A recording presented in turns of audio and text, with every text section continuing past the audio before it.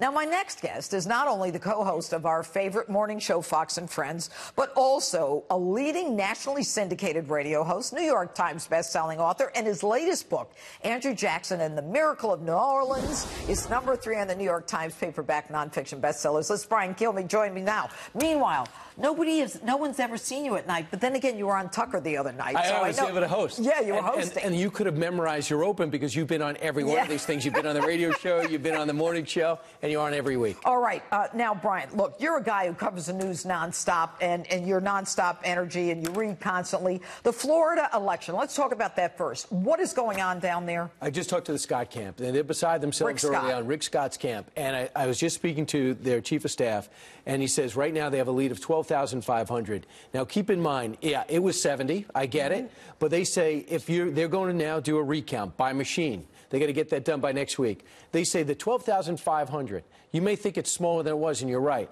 But for this to be overturned, it would be 5 times larger than any recount in history. For the most part, that you'll never get 12,500 votes to flip on a machine recount or a hand recount. But, you know, the hand recount's easier because what we're hearing from this Yvette Herrell in New Mexico and in Broward and Palm, they're finding absentee ballots, which every county is able to deliver. Well, here's the thing. They're only going to, on the hand recount after the machine recount, right. they're only going to be looking at undervotes and overvotes. Undervotes meaning no governor, and undervotes meaning they didn't check the box for senator because it was down to the left, and they only checked the box for Republicans. So they believe the undervotes, overvotes, after the machine votes, they think they're going to be fine. They're disturbed beyond disturbed, but they think they've steadied the ship, and they're optimistic that things are going to be okay. DeSantis is fine at 36,000. That's my understanding, that DeSantis is fine. And, you know, the thing that aggravates me is when you hear about incompetence in this Brenda Snipes, and she's still there.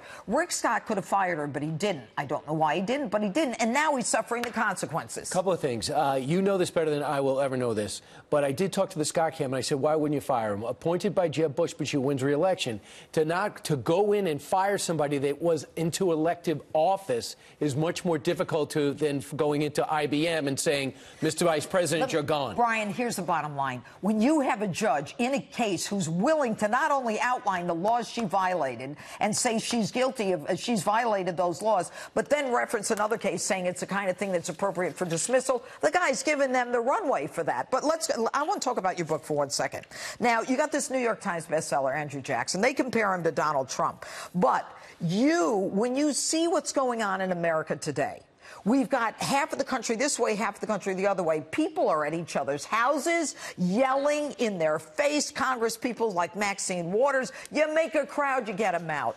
Is this as bad as it's going to get? It isn't. And I think that if people should take a step back and they think we're coming apart, we're not. We actually did try to come apart in the Civil War. We actually weren't supposed to exist in the Revolutionary War. A mysterious fog rolls in, allows George Washington's army to get out. In 1812, they burned the Capitol to the ground. Our 5'3" president is sitting on his horse by himself. He doesn't know if his wife survived. 1812? In 1812. This is the war. 5'3"? Who was 5'3"? James Madison. He sat there in a horse, 5'3". How do you know this?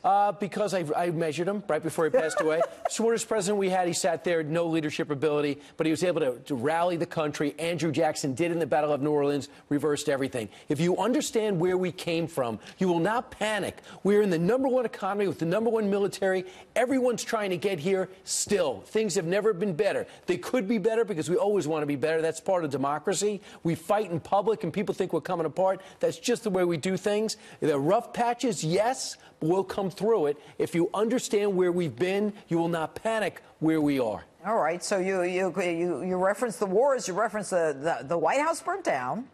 The whole Washington burned to the ground. The British, the #1 army in the world, are going to finish us off in New Orleans, hold New Orleans, and stop us going past the Mississippi. If it wasn't for this kid, this 41-year-old, self-taught military general who was able to take his army of 1,200, make it 5,000, and beat an army of 9,000 in 45 minutes, we would not be the same country. My kind of guy, Brian Kilmeade. Thanks for being with us tonight. I'll see you on Fox and Friends next week. I love the show. It's great to see you in person.